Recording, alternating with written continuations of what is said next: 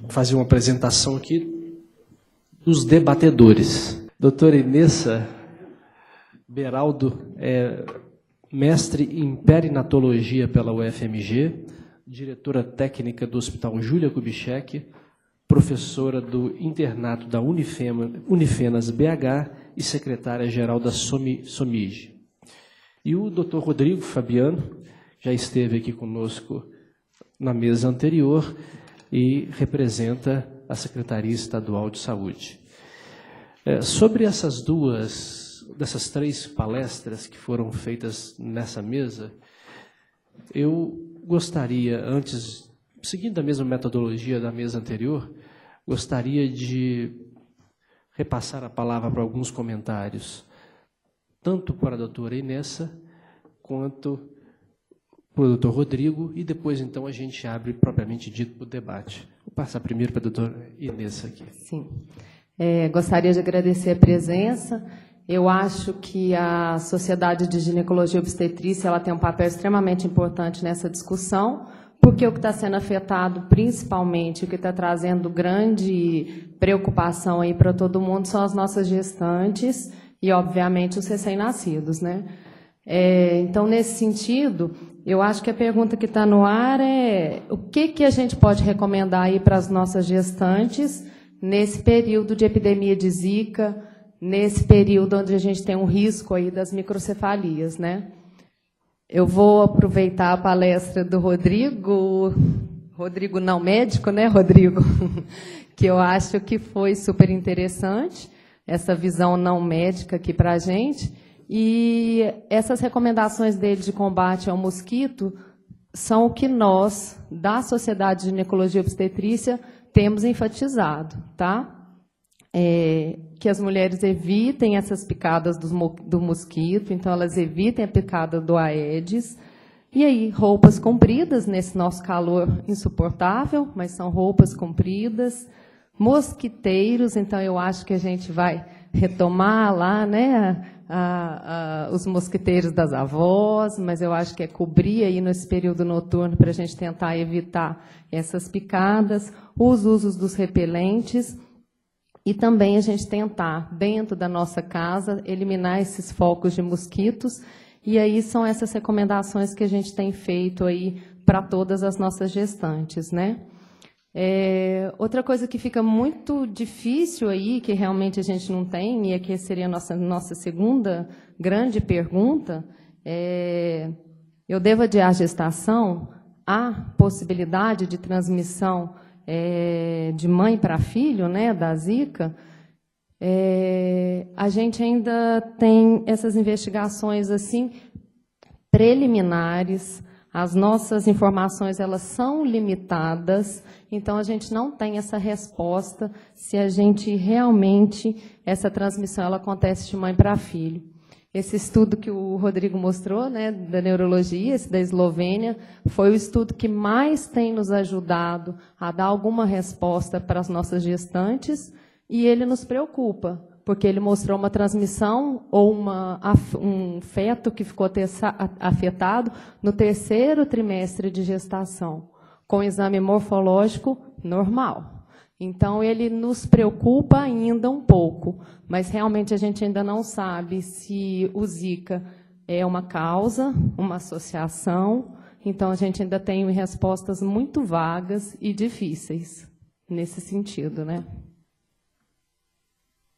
Eu vou passar a palavra para o Rodrigo Said. Bem, rapidamente, a oportunidade de voltar aqui à mesa.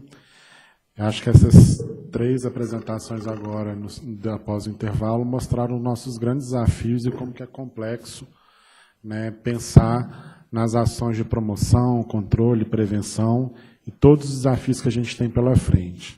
Em relação à primeira apresentação do Rodrigo, acho que cabe destacar aqui também, além do que a gente não sabe, qual que vai ser o nosso cenário de 2017, 2018, como que nós, enquanto serviço, vamos ter que nos organizar para uma resposta adequada a este cenário, que ainda existe várias dúvidas, né, relacionadas não só à ocorrência da microcefalia, mas mesmo a uma síndrome congênita, né, pelo Zika vírus, e a gente ainda não sabe o cardápio de maldade deste vírus, né? Isso tem intrigado muito, né, esse cenário. Eu acho que hoje a gente já tem alguns elementos importantes relacionados à importância do Zika vírus dentro desse contexto, mais do que uma relação temporal. Existem alguns achados importantes, como essa publicação e tantas outras, que têm mostrado essas evidências. O próprio aborto espontâneo que a gente aqui teve em Sete Lagoas, nós ficamos impressionados com a carga viral encontrada em tecido cerebral, rins e fígado deste feto, e nem a presença de nenhum outro agente. Então, tem muita coisa ainda que a gente precisa compreender. E é um cenário de novidade, uma emergência em saúde pública de importância internacional. Até nessa semana, a Organização Mundial de Saúde não tinha um padrão relacionado à microcefalia. Então, a gente está realmente diante de um cenário importante e diferente. Em relação à segunda apresentação do Rodrigo também, mostra para a gente, né, os aspectos relacionados à bioecologia do vetor, o comportamento, e os desafios relacionados, né, ao controle, né, do Aedes aegypti, principalmente em aglomerados urbanos, né. Eu acho que realmente precisa repensar nas estratégias. O Ministério da Saúde, com a apoio da Organização Mundial de Saúde, tem financiado várias pesquisas relacionadas às outras metodologias, mas ainda não tem clareza relacionada à potencialidade de todos esses instrumentos com a utilização em larga escala e principalmente de custo-efetividade. Então, ainda várias respostas, né, precisam ser pontuadas para pensar na incorporação dessas tecnologias, mosquito transgênico, utilização de armadilhas, Valbacher, telas impregnadas. O CDC tem apontado muita utilização de telas, né, como barreira física, como uma medida realmente eficaz. Tem publicação no México, né, inclusive nesse estudo que foi comentado na mesa anterior aqui, do grupo da Nicarágua e do México, conduzido pela pesquisadora Eva Harris, mas ainda algumas discussões que a gente precisa ter pela frente. Em relação à vacina, né, era grande expectativa como uma solução para o nosso problema. A José Geraldo também trouxe elementos importantes da discussão, como trabalhar no nosso calendário, o custo-efetividade, a marcação aí da faixa etária de 9 a 45 anos, é um grupo que você tem baixa resposta em relação aos programas de imunização, os nossos óbitos acontecendo na população, o risco relativo à ocorrência do óbito acima de 65 anos de idade, também um risco importante para menor 1 ano de idade. Então, assim, várias dúvidas ainda que a gente precisa esclarecer. E é claro que o Ministério da Saúde, não só através do comitê assessor, né, tem vários grupos de estudo pensando relacionado da introdução ou não dessa vacina em relação ao calendário disponibilizado pela rede pública. Então, são vários desafios pela frente. E a velha, né, orientação, o instrumento neste momento, e ainda que muito difícil, concordo muito com a fala do Rodrigo, que precisa ser revisto, são as ações de controle ao vetor. E a gente precisa de um esforço coletivo para direcionar um pouco melhor todas essas atividades. Bom, os palestrantes querem aproveitar e fazer algum comentário? O Rodrigo faz um comentário. São 3 Rodrigos na mesa, viu, gente? Eu sou o meu Mota, né? Então, é só para fechar alguns dos comentários que a gente tinha colocado à disposição, né? O desafio para o controle do Aedes aegypti fora das nossas casas, que é como comunidade, como epidemiologia, ele é muito grande. E a gente tem aí tentado, né, ao longo do tempo, como o Rodrigo, é bom que é fácil na palestra, né? O Rodrigo falou, tentar minimizar isso. A gente não vê solução. Não há solução próxima. O que a gente pode fazer é minimizar os quadros e fazer realmente o controle. Não há de se esperar de que o nosso Estado tenha condição de fazer alguma coisa como solução para o Aedes, porque nenhum Estado do mundo tem essa condição no momento atual. Simplesmente não há tecnologia suficiente individual para o controle de Aedes aegypti no momento. O que a gente vai fazer, e até convido aqui formalmente o Rodrigo para uma discussão que vai ser levantada agora, uma discussão internacional lá no Parque Tecnológico de Belo Horizonte, na UFMG, todas as soluções, as principais soluções que podem ser aplicadas vão ser colocadas à mesa e serem avaliadas. E é esse tipo de coisa que a gente vai fazer, porque dengue era um problema já grave e Zika elevou exponencialmente o problema, que é essencialmente o mesmo mosquito. Então, nesse ponto que eu queria falar. E complementando a fala também, né, sobre mecanismos de controle, adicionar no controle individual ou residencial de Aedes aegypti o uso de ar-condicionado. Acreditem, funcione muito bem vocês ficarem em ambientes bem gelados. Então, às vezes, né, não sei se vocês vão confinar as grávidas nos próximos 9 meses, mas provavelmente deve ser isso a indicação. Eu indicaria. Né?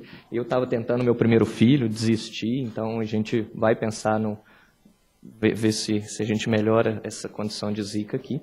Mas ar-condicionado costuma ser uma ferramenta muito boa. Doutor José Geraldo. Eu queria só reforçar as palavras do Rodrigo, à minha esquerda, sobre a expectativa de controle por dengue como vacina. Nós temos que ser muito equilibrados, né?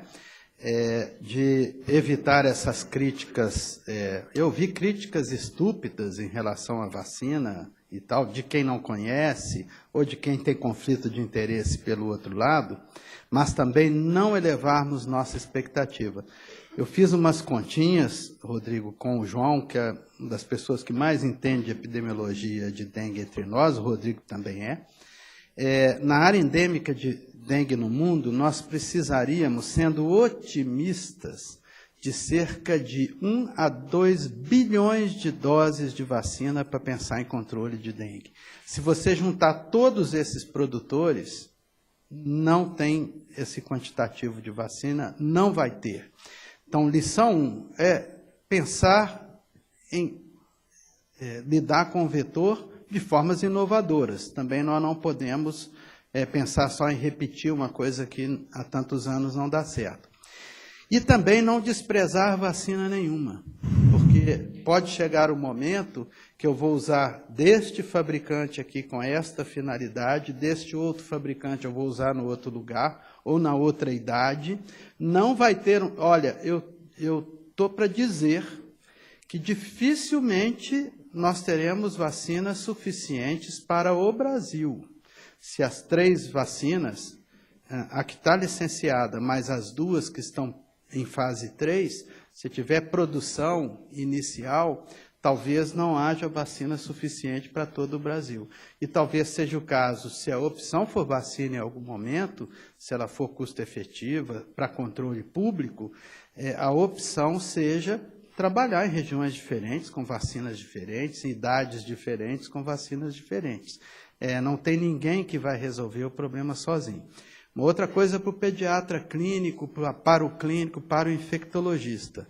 Não confundir impacto com eficácia também. Às vezes eu deixo de prescrever para o meu paciente porque eu ouvi na mesa que isso não vai resolver a epidemiologia de dengue. Peraí, são coisas diferentes, né? Qual a proteção? Essa é a minha pergunta. Qual a proteção eu posso dar ao meu paciente? Isso é diferente do uso da vacina para controle de doença em saúde pública.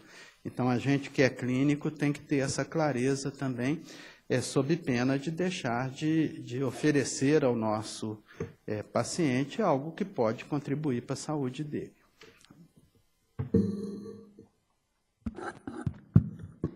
Eu queria complementar, falando do segmento a nível de cuidados básicos de saúde, com a puericultura, não esperar a microcefalia para poder fazer uma investigação mais profunda.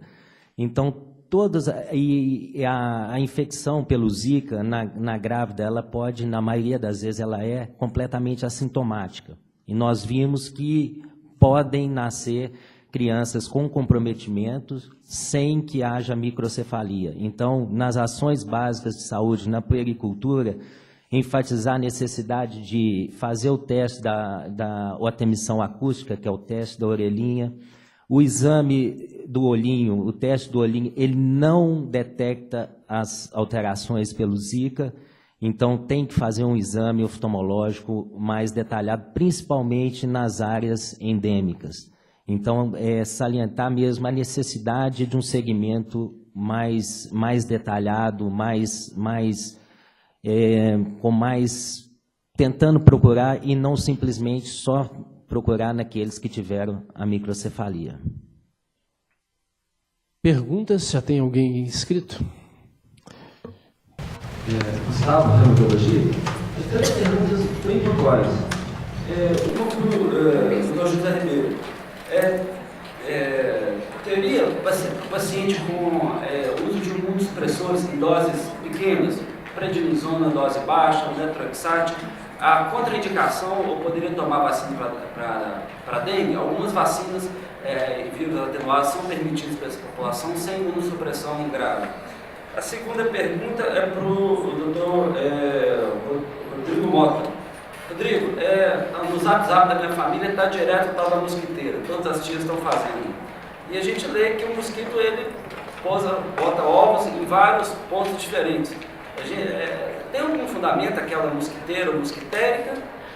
Se teria utilidade aquela caseira? E a terceira pergunta é para o Rodrigo Said. Rodrigo, no hospital lá tem 2 pacientes com dengue. Lá no hospital público de Belo Horizonte, tem mosquito. Tem um paciente com a viremia. A gente tinha que investir no hospital, colocar tela, passar protetor. O paciente está internado em enfermaria comunitária, tem um cara de CC do lado e está o paciente com dengue. Separar esse paciente, isolar ele, passar o hospital ter esse cuidado de fornecer o repelente para os pacientes do lado. Essa proteção para evitar a transmissão da infecção da dengue nosocomial. Nós vamos fazer aqui do seguinte, começamos com Zé Geraldo, Rodrigo e Rodrigo. Ok? Ao hospital eu acrescentaria a escola. Esses dias eu faço um pequeno trabalho comunitário no Alto Veracruz e fui reunir com a população, né, para discutir a importância do combate ao vetor e tal. E na escola está cheio de Aedes aegypti. Então, assim, se você acostuma conviver com mosquito na escola, e a gente ensina, por exemplo, será que fala vai levar alguém a controlar mosquito na casa dele? Então, acho indesculpável que nas escolas municipais você tenha foco de Aedes aegypti. Não estou dizendo até por um problema de saúde, educação. É indesculpável, na minha opinião.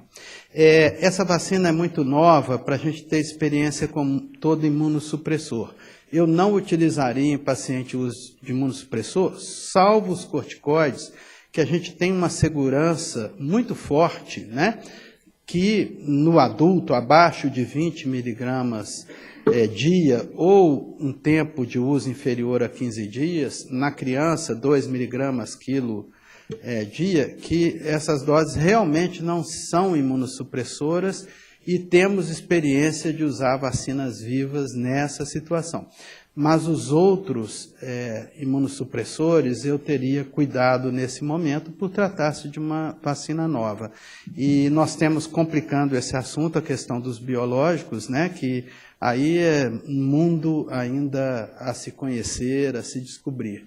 Então, numa vacina nova que acabou de ser licenciada, eu não utilizaria em paciente com imunossupressor, considerando que a dose baixa de corticoide não é imunossupressora, né? Para vacina, grosseiramente, eu não utilizaria. Desculpa. Sobre a armadilha, né?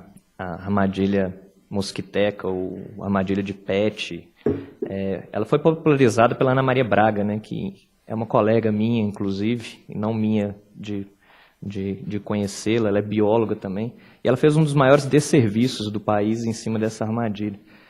Inclusive, eu tenho um slide dela que eu dou nas minhas outras apresentações sobre como você pode destruir uma cultura de controle da dengue por uma única questão. Obviamente, eu tirei dessa apresentação, vocês não viram, mas o problema dessa armadilha é que, do ponto de vista individual, a pessoa acredita que ela está protegida. Do ponto de vista epidemiológico, ela se excusa, ela não faz mais as ações que o governo pede, que são as ações de limpeza, de controle, de medidas básicas para o seu cuidado. Então, é um dispositivo de oviposição onde não sei se vocês já viram, é um patch que vira um para baixo assim, onde deixa os mosquitos lá. Ele mostra que o Aedes aegypti foi lá. Como eu mostrei para vocês, o comportamento da Aedes aegypti é um comportamento de skip oviposition, ou seja, ela coloca poucos ovos em muitos criadouros. Uma fêmea de Aedes aegypti pode colocar no WhatsApp da sua tia, da sua mãe, de todos os seus vizinhos e afins, e está tendo lá a circulação. Se tiver 2, 3, 7, 18, 25, 100 Aedes aegypti voando, ela pode positivar ou não cada uma das armadilhas. Então, a pessoa tem uma falsa sensação de segurança. A gente lida como essa questão epidemiológica mais ou menos como você confia na saúde, na segurança pública hoje. Ninguém deixa um carro aberto hoje. E poucas pessoas vão deixar um carro com um durex no seu vidro, por exemplo, né, como mecanismo de proteção. A falsa proteção é mais perigosa do que a ausência de proteção em alguns casos, porque você acredita claramente que você tem condição de fazer esse ponto. Então, nem do ponto de vista individual se recomenda, e provavelmente, como o Rodrigo deve dar uma pincelada, de maneira nenhuma do ponto de vista epidemiológico. Esse tem sido um grave problema, porque as pessoas querem soluções handmade, né? Da mesma forma que cravo com limão, que casca de laranja, né, e óleo de óleo mineral com cravo também, com álcool, faça seu repelente em casa. E o problema das mídias sociais é que essas informações geram desinformação. E é nosso papel, na verdade, né, colocar a informação de verdade, papel nosso, né? E as pessoas realmente estão aí, elas precisam de algum tipo de solução. Bem isso. Só para complementar e dando sequência à pergunta, né, que foi feita, eu concordo com o Rodrigo. Isso foi a maior desinformação que a gente teve nos últimos tempos. E em estudos que foram realizados, segmento em áreas que utilizaram essa proposta, observou-se que as pessoas, ao longo do tempo, esquecem da armadilha e ali viram um criadouro permanente, efetivo, para o mosquito. E a fêmea ela tem outros instintos, né, de atração para os locais de oposição que não estão lá presentes nessa armadilha aí. Então, a gente não recomenda em hipótese alguma. Em relação a isso, é muito bom a gente também ter cuidado com os boatos das redes sociais, né? Elas intensificaram a velocidade dessas desinformações. E lembrando, as informações oficiais sobre essas questões, a gente tem tentado ao máximo publicar dentro do site do Ministério da Saúde, da Organização Pan-Americana e da própria Fiocruz. Dessas alternativas milagrosas, elas não são suficientes mesmo enquanto estratégia de controle. Em relação à pergunta que foi feita, o uso de repelente é muito questionável. Não é uma prática que a gente venha recomendar. Eu acho que a ação mais importante aí para uma unidade, o primeiro ponto é trabalhar na perspectiva que o local que eu tenho paciente de viremia não pode ser ponto de criadouro de mosquito, tem que ser ambiente livre de mosquito. Então, a gente tem que pensar em todas as estratégias para reduzir essa oferta de criadouros naquele local. E eu acho que a estratégia mais eficaz dentro desse cenário é a utilização das telas. Eu acho que essa que é a principal recomendação que a gente pode adotar neste momento. Eu penso o seguinte, controle de doença é atividade de autoridade pública, né? A autoridade pública não pode fazer coisas sob hipótese. Para mim, aquele estudo ele parte de uma premissa, né? Que se eu diminuir o número de tempo de viremia, de pessoas com viremia, eu vou infectar menos Aedes e esses Aedes vão causar. É possível? É possível. Quanto é isso? Ninguém conhece. Então, eu volto a repetir. Não há como avaliar o impacto de uma vacina antes dela ser usada. Às vezes você tem surpresas positivas, como foi a vacina pneumocócica. Você usou em crianças e diminuiu 30% das mortes de idosos nos Estados Unidos. Ninguém esperava isso, e foi um efeito de rebanho. Às vezes o efeito rebanho não é aquele que você espera. Depende muito da epidemiologia. Por isso que vacina febre amarela faz rebanho na cidade, mas não faz para a forma silvestre, né? Então não é nenhuma ilação, não é nada irresponsável você tendo o modelo da febre amarela, partir dele e imaginar que a vacina, ou esta ou qualquer outra vacina, possa ter um papel de imunidade de rebanho. Mas, para mim, nesse momento, é hipótese. Aquilo é um exercício, né, interessante de você lidar com números, com dinheiro, mas não passa... para mim, a premissa inicial é uma hipótese. Então, acho que a autoridade pública ela não deveria contar com isso nesse momento ao decidir por uma vacina. Contar com o que você tem de eficácia, né? E aí sim fazer as suas contas, com tanto de cobertura, quantos casos eu posso evitar, sem contar com a proteção de rebanho. Se ela vier a ser efetiva, né, ótimo, agregará muito, inclusive do ponto de vista de custo, aí não tem dúvida. Mas, na minha opinião, é uma hipótese. Que a gente tem que ter cuidado. Amanhã eu vou fazer uma apresentação para a Sanofi Pasteur, no Congresso Paulista de Pediatria, e não coloquei absolutamente nada de proteção de rebanho. Ah, você não vai colocar? Não vou, não. Pode chamar outro. Eu não vou colocar isso, não. Vou falar, mas também vou mostrar o que tem de possibilidade positiva, né? Então, acho que é hipótese. E é difícil para uma autoridade pública adotar medidas que vão afetar toda a população baseada em hipótese.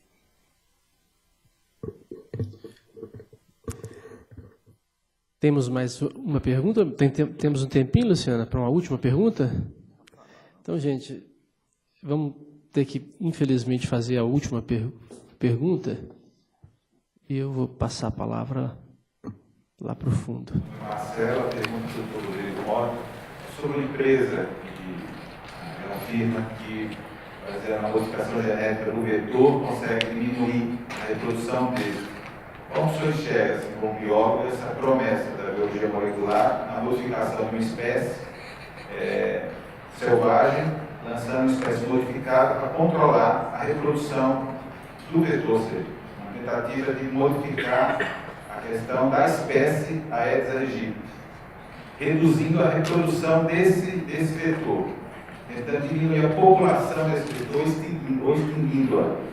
Como você enxerga, essa empresa é uma empresa norte-americana, ela tem uma sede aqui também no Brasil, e já houve um lançamento, pelo menos no site da empresa, de um projeto piloto em alguma cidade, afirmando que houve redução da circulação do vetor por esse meio, por esse mosquito que libera o infarto transgênico.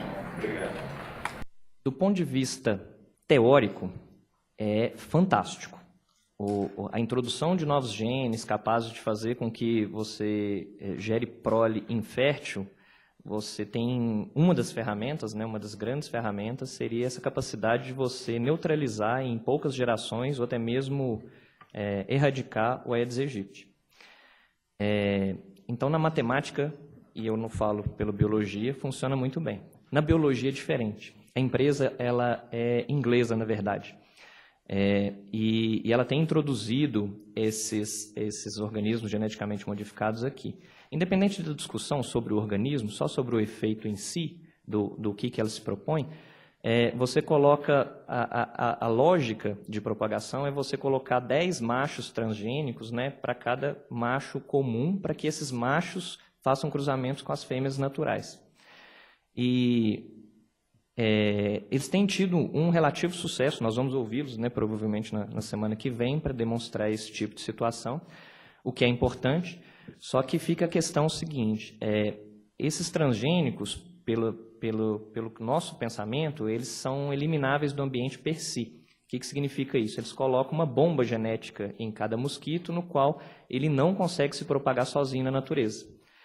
Isso é para ter um controle desses mosquitos. Então, se ele soltar 1000 mosquitos transgênicos, os 1000 vão morrer, independente da condição. Esse ponto força essa tecnologia a ser introduzida a todo momento. E, a não ser que você consiga fazer isso numa ilha, onde não haveria introdução de novos Aedes aegypti, enquanto você minimizar aquela população, neutralizá-la, quando você para de fazer esse tratamento, os Aedes vão voltar.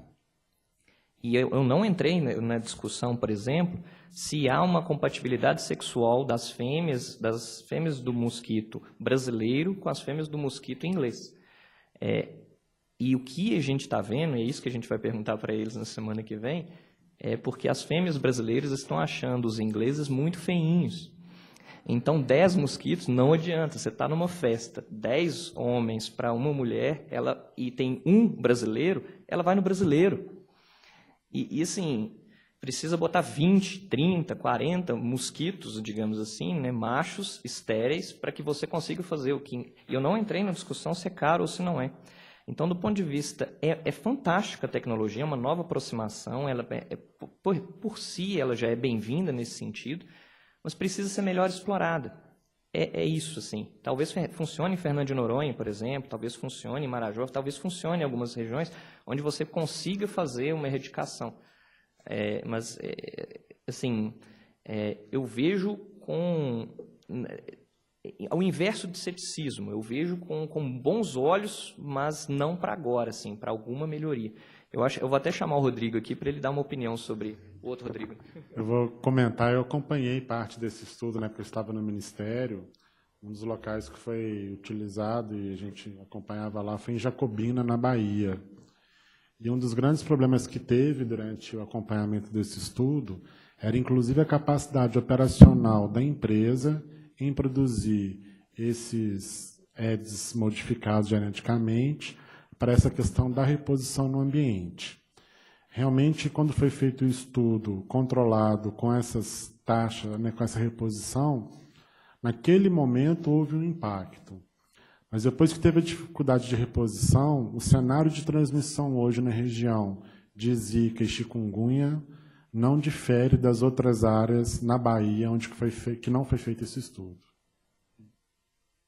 É claro que é mais uma estratégia que precisa ser acompanhada, né, e todos esses pontos que o Rodrigo colocou aqui serem melhor respondidos. O que eu tenho visto junto nos estudos com o Ministério, que uma dessas pesquisas mais promissoras não é a introdução de mosquito geneticamente modificado, mas é uma bactéria, Wolbachia, né, que está sendo utilizada no Rio de Janeiro, me parece, para a dengue, que ela interfere para a dengue, não tem resposta para a Zika, muito bem lembrado aqui, ela tem tido resultados mais satisfatórios até o momento. Uma hora bloqueei os microfones. Natan, médico família e comunidade, UFMG. Estimulação precoce. Não foi falado pelo mês, eu acho muito importante. Foi citado pelo Rodrigo, Tadeu, sobre o exército de microinsetos. O que fazer em relação a isso? Tem um curso da SUS agora, lançado para capacitar a população, profissionais de saúde sobre isso. Queria que o Rodrigo Said comentasse. Mas como aprender com Pernambuco, que está com um número muito elevado, né? Nós aqui em Minas nem tanto, mas como aprender com Pernambuco para a gente se preparar do ponto de vista de serviços, né, e da academia, para lidar, caso isso se agrave aqui em termos numéricos de incidência. Obrigado. Bom, agradeço a pergunta, é extremamente relevante. Hoje, aqui em Belo Horizonte, nós temos poucos serviços que têm a capacidade de atender essas crianças nessa multidisciplinaridade que elas exigem. Então, o caminho é esse mesmo, é de capacitação. Eu acho que o Ministério da Saúde, ele soltou uma cartilha desse acompanhamento, assim, de uma forma para atender essa demanda que é gigantesca no Nordeste e que deve, de uma certa forma, acometer outros estados. Ele fez uma cartilha reunindo todas essas estratégias de estimulação precoce. Nos de microcefalia, como os casos mostrados aqui, assim, nós temos que fazer alguma coisa, mas a estimulação precoce não vai mudar muito o curso da vida desses indivíduos. Nós temos que pensar naqueles que têm esses quadros mais frustros, que devem ser diagnosticados mais precocemente. E, obviamente, quanto mais cedo fizer a estimulação devido à plasticidade cerebral, melhor vai ser o resultado e menos dispendioso. Eu faço uma analogia do cérebro como cimento fresco. Então, você consegue trabalhar muito no início, depois, ao longo da vida, ele vai transformando em concreto. Então, quer dizer, a energia que se usa para poder fazer qualquer modificação é muito maior e o resultado é muito pior. Eu vejo que a necessidade é de capacitação mesmo de pessoas para diagnosticar precocemente, que eu acho que é o mais importante, e no segundo momento para fazer essa abordagem multidisciplinar. Posso só complementar? Além das cartilhas, né, tem o curso agora à distância, EAD, pelo portal UnaSUS, justamente para discutir a questão da estimulação precoce. Neste primeiro momento, o nosso papel foi uma discussão do protocolo da Secretaria Estadual de Saúde, principalmente voltada agora para o diagnóstico precoce, acompanhamento da gestante, que nesse momento é a nossa realidade. A circulação do Zika vírus no estado de Minas Gerais, ela se tornou-se mais intensa no final do ano passado e início deste ano. Né? E a questão do acompanhamento da criança, a gente recebeu ontem a equipe do Ministério da Saúde, a equipe da Secretaria de Atenção à Saúde, justamente para a gente discutir inicialmente esse protocolo que a Secretaria estava propondo para seguimento das gestantes, e agora como que nós vamos trabalhar articulado em relação ao segmento com essas crianças, a estimulação precoce e por aí vai. Então, nossa ideia é organizar, ao longo deste ano agora, primeiro, o melhor fluxo para acesso desses serviços dentro do Estado, ver qual que vai ser a nossa capacidade realmente institucional dessas unidades, que tem que deixar claro ainda, a gente tem uma baixa rede que tem essa oferta de serviços em Minas Gerais. Nós vamos ter que contar com esse apoio multidisciplinar. Um dos caminhos vão ser as equipes dos núcleos de apoio à saúde da família também, né, que vai ser uma outra estratégia adotada. Nós vamos montar esse protocolo, esse fluxo, né, para acesso a esses serviços. E a nossa ideia, além dessas iniciativas do Ministério, é organizar uma capacitação em massa grande no estado de Minas Gerais, por volta do mês de maio, mais ou menos, que é a nossa expectativa.